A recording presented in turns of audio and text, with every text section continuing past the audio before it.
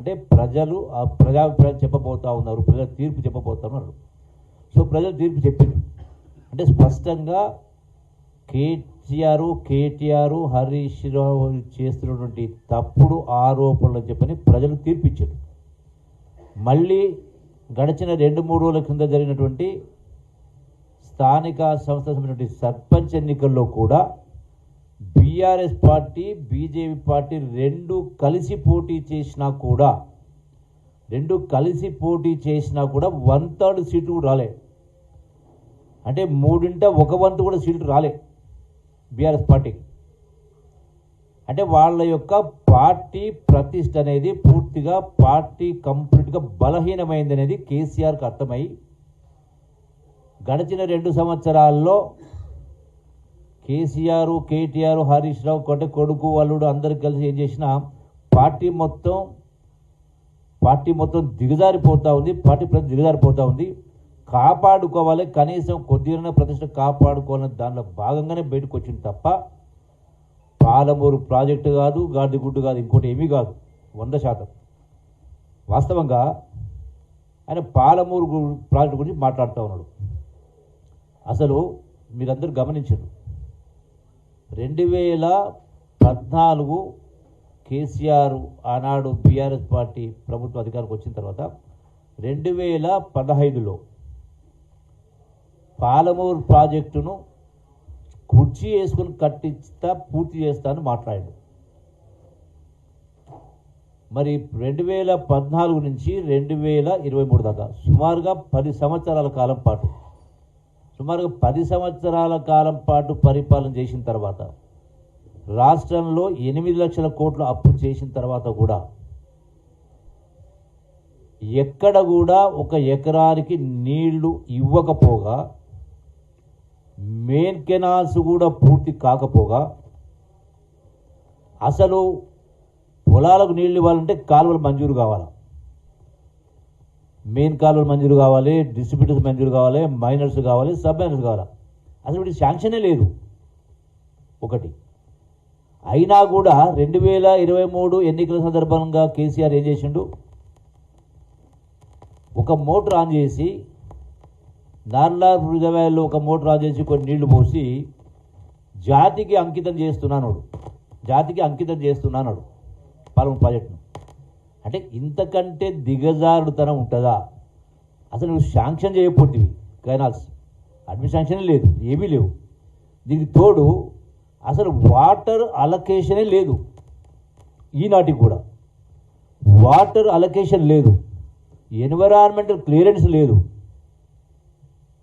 మరి ఏది లేకుండా ఇలా పాలమూరు ప్రాజెక్టుని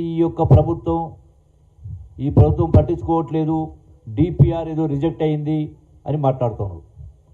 అసలు ఈ డిపిఆర్ అనేది వాస్తవంగా దీనికంటే మొదలు మాట్లాడితే గత కాంగ్రెస్ ప్రభుత్వంలోనే జూరాల రిజర్వాయర్ నుంచి 70 టీఎంసీలకు ఆనాటి ప్రభుత్వం మంజూరు ఇచ్చింది పాలమూరు ప్రాజెక్టు. సరే, తర్వాత కేసీఆర్ దాన్ని షిఫ్ట్ చేసి శ్రీశైలం బ్యాక్వాటర్ తీసుకురావడం జరిగింది. 35,000 కోట్లు మంజూరు ఇస్తూ 27,000 కోట్లు ఖర్చు పెట్టి ఎక్కడ కూడా అసలు దానికి అవసరమే. అసలు ఈ పాలమూరు ప్రాజెక్టు పూర్తి కావాలంటే ఇంకో 40,000-50,000 కోట్లు కావాలా, అడ్మినిస్ట్రేషన్ శాంక్షన్ ఇవ్వాలా, కెనాల్స్లో ఏమీ లేవు. అయితే మరి అసలు చేసినటువంటి మొట్టమొదటి పొరపాటు ఏంది కేసీఆర్ చేసింది? ఏ క్లియరెన్స్ లేకుండా, వాటర్ అలొకేషన్ లేకుండా కట్టేటువంటి పద్ధతి చేసినప్పుడు మొదటగా ఎందుకు గ్రీన్ ట్రిబ్యునల్ దీన్ని రిజెక్ట్ చేసింది? పెనాల్టీ 400 కోట్ల రూపాయల పెనాల్టీ వేసింది, మీరు పనులు ఆపండి అని. ఎందుకంటే ఎన్విరాన్మెంటల్ క్లియరెన్స్ లేదు. అసలు మొదలే ఎన్విరాన్మెంటల్ కంటే పని స్టార్ట్ కాకముందుకే ఎన్విరాన్మెంటల్ క్లియరెన్స్ తీసుకొని ఉంటే మన నిధులతోటి మన నీళ్ళు మనం వాడుకునే అవకాశం ఉండేది. ముందు చేసే పని వెనుక పని చేసే దాన్ని ముందు పెట్టే కార్యక్రమం చేసి, సో ఆ తదనంతరం ఏం జరిగింది, వీళ్ళే సుప్రీంకోర్టుకు కేసీఆర్ ప్రభుత్వమే, హరీష్ రావు మంత్రి ఉన్నప్పుడే, కేసీఆర్ దానికి సంబంధించి ముఖ్యమంత్రి ఉన్నప్పుడే సుప్రీంకోర్టులో మేము ఇరిగేషన్ ప్రాజెక్టు కోసం కాదు, తాగునీటి కోసమే వాడుకుంటామని చెప్పని సుప్రీంకోర్టులో పిటిషన్ ఫైల్ చేసింది. మరి ఇప్పుడు నీవు చెప్పేది ద్వంద్వ వైఖరి కదా, ఒకవైపున పాలమూరు ఇరిగేషన్ ప్రాజెక్ట్ అంటున్నావు, మరి మీరు సుప్రీంకోర్టులో ఆ స్టేట్మెంట్ ఎందుకు ఇచ్చారు? ఎన్విరాన్మెంట్ క్లియరెన్స్ లేకుండా, అంటే ఎన్విరాన్మెంట్ క్లియరెన్స్ లేకుండా అసలు పని ముందుకు పోతుంటే మేము ఇరిగేషన్ కోసం కాదు, ఇది ఓన్లీ డ్రింకింగ్ వాటర్ కోసం చేస్తూ ఉన్నాను చెప్పి దానికి ఆపడం జరిగింది. గ్రీన్ ట్రిబ్యునల్ 400 కోట్లు పెనాల్టీ వేస్తే అప్పుడు సుప్రీంకోర్టు పోతే సుప్రీంకోర్టు ఈ మధ్య కాలంలో 2025లో మీరు తాగునీటి కోసం మీ పనులు మొదలుపెట్టుకోవచ్చని ఆ స్టే ఎత్తేస్తూ క్లియరెన్స్ ఇచ్చింది. ఒక అంశం. రెండవది, రోజున అన్నిటికంటే ప్రథమమైంది, ఇప్పుడు చదివేస్తే ఉన్నమతి పోయినట్టుగా కేసీఆర్ మాటలు స్పష్టంగా కనపడతా ఉన్నాయి. మనకు తెలంగాణ రాష్ట్రం వచ్చిన సందర్భంలో రాష్ట్ర పునర్విభజన చట్టం చేసింది. రాష్ట్ర పునర్విభజన చట్టంలో ఆనాటి ఆంధ్రప్రదేశ్కు, అంటే ఆనాటి కంబైన్ ఆంధ్రప్రదేశ్కు 811 టీఎంసీ వాటర్ అలిగేషన్ ఉంది తెలంగాణ మొత్తానికి సంబంధించి. పునర్విభజన చట్టంలో ఎన్ బ్లాక్ అలాట్మెంట్ చేశారు. అంటే 811 టీఎంసీలు తెలంగాణ ఆంధ్ర కలిపి 811 టీఎంసీ అని ఇచ్చారు. అంటే ఇంత స్పష్టంగా పునర్విభజన చట్టంలో ఇచ్చినప్పుడు మనం రాష్ట్ర ప్రభుత్వం ఏం చేయాలి అంటే, నదీ పరివాహక ప్రాంతం ఎంతైతే ఉంటే, అంటే జాతీయ కానీ అంతర్జాతీయ నీటి సూత్రాల పథకాల ప్రకారం పరివాహక ప్రాంతం ఎంత ఉంటే అంత వాటర్ అలొకేషన్ అవ్వాలి. అది సహజ నీటి ఒప్పందాలు ఉన్నాయి హెల్సింకి ఒప్పందం నుంచి. దాన్ని పక్కన పెట్టి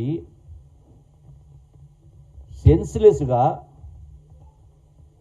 మాకు 290 టీమ్స్ మేము వాడుకుంటాం, 511 టీమ్స్ మీరు వాడుకోండి 10 సంవత్సరాల పాటు ఇచ్చిండ్రు కదా. అంటే లేని హక్కును మీరు ఆంధ్ర వాళ్లకు కల్పించే కార్యక్రమం చేసిండ్రు. ఆ రోజు నుంచి ఈనాటి వరకు మీరు ఈ 10 సంవత్సరాల కాలం ఇదే మన రైట్ కోసం 69.5% కోసం మనం ఫైట్ చేయకుండా 39కే మీరు ఒప్పందాలు చేసుకున్నారు. నీళ్ళు వాడుకోవడానికి వాళ్ళు హక్కు ఇచ్చింది మీరు. అంటే యు ఆర్ క్రియేట్